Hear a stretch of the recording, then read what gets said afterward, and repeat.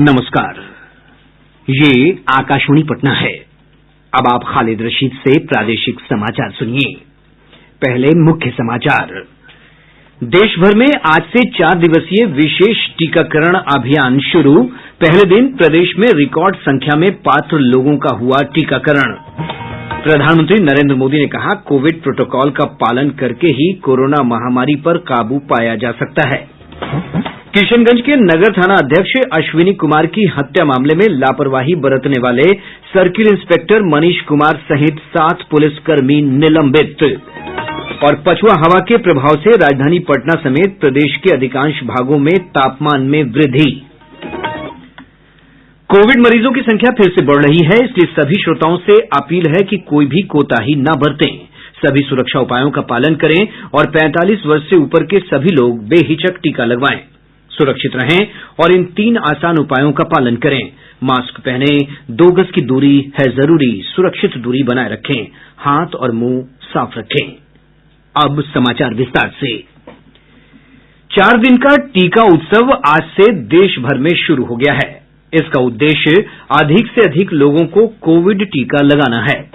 आज समाज सुधारक ज्योतिबा फूले की जयंती पर शुरू हुआ टीका उत्सव भारतीय संविधान के निर्माता डॉक्टर भीमराव अंबेडकर की जयंती 14 अप्रैल को संपन्न होगा।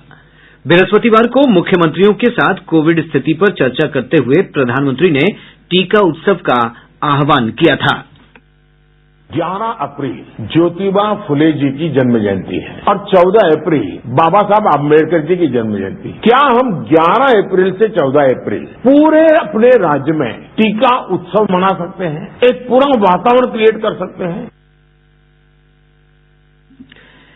प्रधानमंत्री नरेंद्र मोदी ने देश में 4 दिन के विशेष टीकाकरण अभियान का शुभारंभ करते हुए सभी देशवासियों से 4 सिद्धांतों का पालन करने की अपील की है। हमारे संवाददाता ने बताया है कि श्री मोदी ने व्यक्तिगत और सामाजिक साफ सफाई रखने की जरूरत पर जोर देते हुए इन 4 सिद्धांतों पर बल दिया।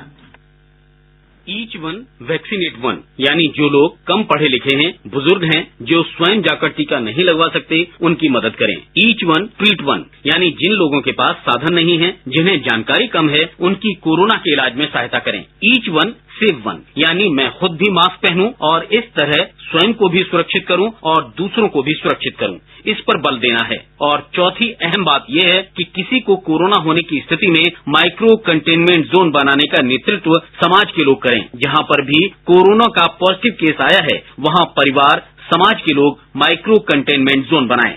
समाचार कक्ष से मैं मुकेश कुमार। प्रधानमंत्री ने कहा कि टीका उत्सव कोरोना महामारी के खिलाफ दूसरे बड़े युद्ध की शुरुआत है। उन्होंने आग्रह किया कि कोविड टीकों की बर्बादी बिल्कुल नहीं होनी चाहिए और जिनकी पात्रता है वे टीका अवश्य लगवाएं। प्रधानमंत्री ने कहा कि महामारी की रोकथाम के लिए जरूरी है कि हम खास जरूरत के बिना घर से बाहर नहीं जाएं। प्रधानमंत्री ने परिवार में सभी को टीका लगवाने की जिम्मेदारी घर की महिलाओं से संभालने की अपील की है। उन्होंने विश्वास व्यक्त किया कि 4 दिन के टीका उत्सव में व्यक्तिगत, सामाजिक और प्रशासनिक तथा राष्ट्रीय स्तर पर जन भागीदारी से कोरोना के खिलाफ संघर्ष में बड़ी सफलता प्राप्त की जा सकेगी। प्रदेश में टीका उत्सव के पहले दिन 45 वर्ष से अधिक आयु के लोग बड़ी संख्या में कोविड वैक्सीन लगवाने टीकाकरण केंद्र पर पहुंचे। राज्य सरकार ने 4 दिवसीय टीका उत्सव के दौरान प्रत्येक दिन 4 लाख लोगों को टीका लगाने का लक्ष्य निर्धारित किया है। मुख्यमंत्री नीतीश कुमार ने लोगों से अपील की है कि कोरोना महामारी की रोकथाम के लिए सभी पात्र व्यक्ति टीका लगवाएं। विभिन्न जिलों से हमारे संवाददाताओं ने खबर दी है कि बड़ी संख्या में 45 वर्ष से ऊपर के लोगों ने टीकाकरण केंद्रों पर कोरोना से बचाव का टीका लिया।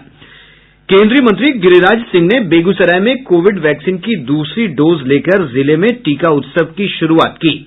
श्री सिंह ने 4 दिवसीय टीका उत्सव के दौरान पात्र लोगों से टीका लेने और सतर्क रहने की अपील की। इस बीच प्रदेश में कल रिकॉर्ड 2,52,835 लोगों को कोविड से बचाव के टीके दिए गए। अब तक प्रदेश में 46,83,143 लोगों का टीकाकरण किया जा चुका है।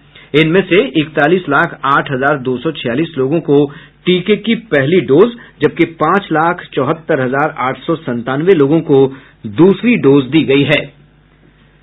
विश्व के सबसे बड़े कोविड टीकाकरण अभियान में भारत महत्वपूर्ण उपलब्धि हासिल करने के करीब है। स्वास्थ्य और परिवार कल्याण मंत्रालय ने बताया है कि 85 दिन के रिकॉर्ड समय में करीब 10 करोड़ 16 लाख टीके लगाए जा चुके हैं। हमारे संवाददाता ने बताया है कि पिछले 24 घंटे के दौरान 35 लाख से अधिक टीके लगाए गए हैं। एक रिपोर्ट।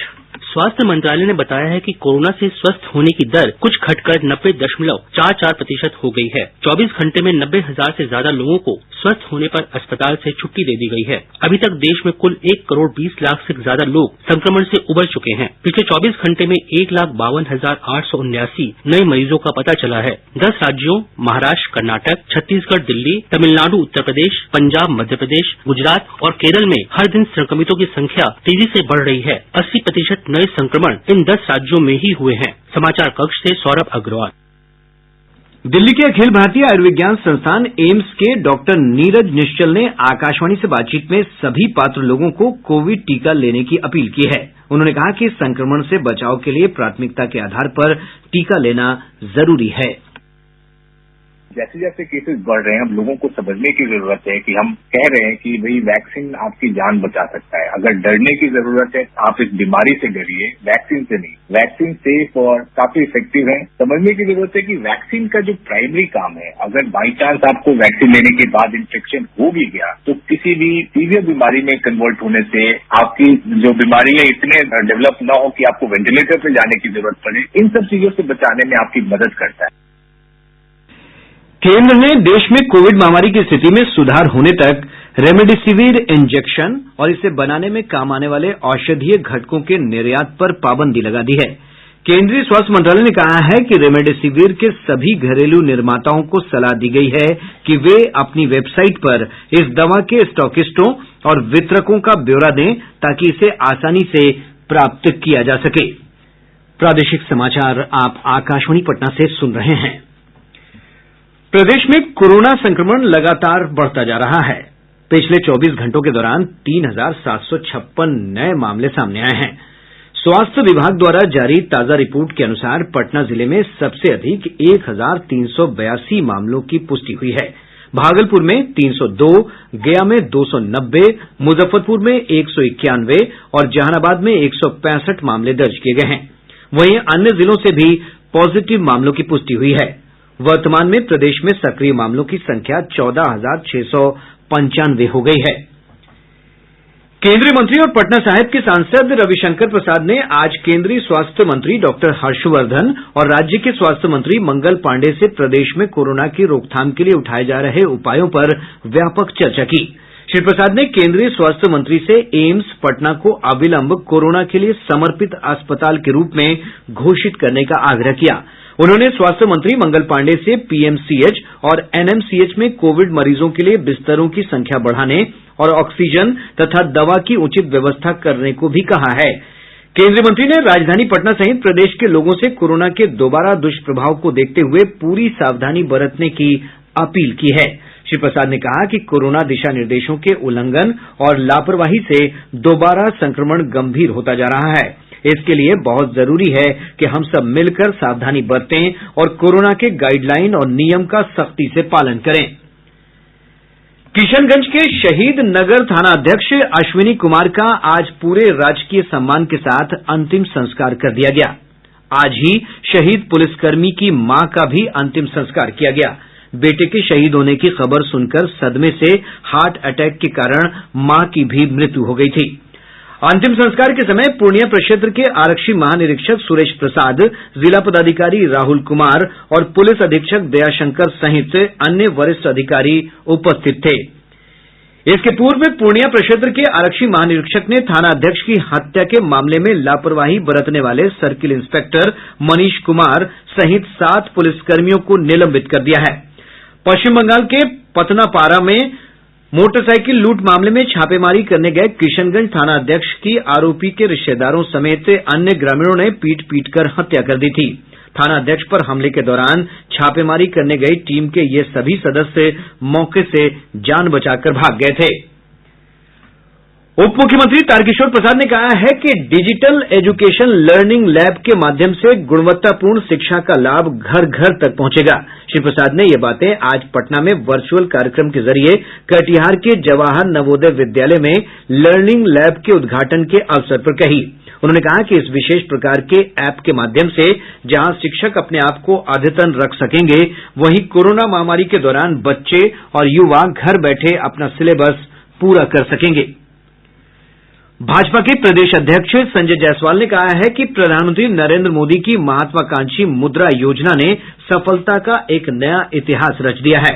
श्री जायसवाल ने आज कहा कि अभी तक इस योजना के तहत 29 करोड़ लोगों के बीच लगभग 15 लाख करोड़ की धनराशि वितरित की जा चुकी है। उन्होंने कहा कि इस योजना के लाभार्थियों में 68% से अधिक महिलाएं हैं।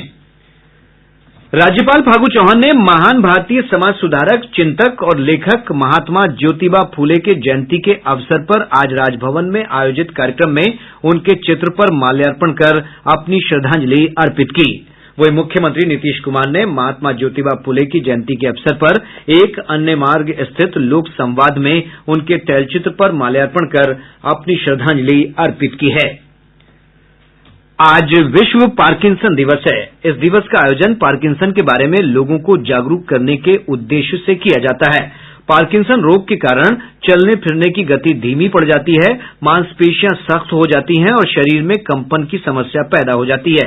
दिल्ली में लेडी हार्डिंग मेडिकल कॉलेज के तंत्रिका तंत्र विभाग के प्रमुख डॉक्टर राजेंद्र धमीजा ने आकाशवाणी को बताया कि संतुलित आहार और व्यायाम के अभ्यास से पार्किंसन से बचा जा सकता है। विश्व भर में 1 करोड़ से भी ज्यादा लोग पार्किंसन डिजीज से ग्रस्त हैं और भारत में भी इनकी संख्या निरंतर बढ़ रही है। पार्किंसन डिजीज मस्तिष्क की एक बीमारी है जिसमें डोपामिन की डेफिशिएंसी यानी कि कमी रहती है। इसकी वजह से शरीर में कंपन, शरीर में धीमापन या अकड़न हो सकती है। अब इस बीमारी का इलाज अच्छे से संभव है और अगर आपके वर्क प्लेस पे, आपके घर में, आपके पड़ोस में इस तरह के लक्षण का कोई मरीज है तो उसको न्यूरोलॉजिस्ट या एक मूवमेंट डिसऑर्डर स्पेशलिस्ट के पास लेकर जाएं और उसका उपचार कराएं। इस बीमारी से बचने के लिए मैं आपसे आग्रह करूंगा कि आप रेगुलर एक्सरसाइज करें और एक बैलेंस डाइट लें। प्रदेश में इस अवसर पर कई कार्यक्रमों का आयोजन कर लोगों को पार्किंसन रोग से बचाव की जानकारी दी गई। राजधानी पटना समेत प्रदेश के अधिकांश भागों में पछुआ हवा का प्रभाव बढ़ने से तापमान में वृद्धि दर्ज की गई है। पिछले 24 घंटों के दौरान गया प्रदेश का सबसे गर्म स्थान रहा, जहां का अधिकतम तापमान 40.2 डिग्री सेल्सियस रिकॉर्ड किया गया। मौसम विज्ञान केंद्र पटना के वैज्ञानिक सुधांशु कुमार ने बताया है कि अगले 48 घंटों के दौरान प्रदेश के कुछ स्थानों पर गरज के साथ हल्की बारिश की संभावना है। आज के प्राप्त मौसमीय विश्लेषण के अनुसार अगले 24 घंटे तक पश्चिमी हवा का प्रवाह बने रहने का पूर्वानुमान है, जिसकी गति 8 से 10 किलोमीटर प्रति घंटे की हो सकती है, जिसके प्रभाव से दिन के तापमान में वृद्धि होगी। तदुपरांत पूर्वा एवं दक्षिण पूर्व हवा का प्रवाह अगले 2 दिनों के बाद देखी जा सकती है। 14 अप्रैल को राज्य के दक्षिण पश्चिम एवं दक्षिण मध्य भाग के 1-2 जगहों पर हल्की गरज के साथ बूंदाबांदी की संभावना है एवं शेष भागों में मौसम मुख्यतः शुष्क बना रहेगा। पश्चिम चंपारण जिले की शिकारपुर पुलिस ने पुरैनिया गांव में छापेमारी कर एक वाहन से भारी मात्रा में शराब के साथ 2 लोगों को गिरफ्तार किया है। अररिया जिले के जमुआ पंचायत में गेहूं की कटाई के दौरान थ्रेशर की चिंगारी से आधा दर्जन से अधिक झोपड़ियों में आग लग गई, जिससे लाखों की संपत्ति जलकर नष्ट हो गई। और अब अंत में मुख्य समाचार एक बार फिर। देश भर में आज से 4 दिवसीय विशेष टीकाकरण अभियान शुरू। पहले दिन प्रदेश में रिकॉर्ड संख्या में पात्र लोगों का हुआ टीकाकरण। प्रधानमंत्री नरेंद्र मोदी ने कहा, कोविड प्रोटोकॉल का पालन करके ही कोरोना महामारी पर काबू पाया जा सकता है। किशनगंज के नगर थाना अध्यक्ष अश्विनी कुमार की हत्या मामले में लापरवाही बरतने वाले सर्किल इंस्पेक्टर मनीष कुमार सहित 7 पुलिसकर्मी निलंबित। और पछुआ हवा के प्रभाव से राजधानी पटना समेत प्रदेश के अधिकांश भागों में तापमान में वृद्धि। इसके साथ ही आकाशवाणी पटना से प्रसारित प्रादेशिक समाचार का ये अंक समाप्त हुआ। कोविड बचाओ और सुरक्षित रहने के 3 उपाय। मास्क लगाएं, 2 गज दूरी है जरूरी, सुरक्षित दूरी रखें, हाथ और मुंह साफ रखें।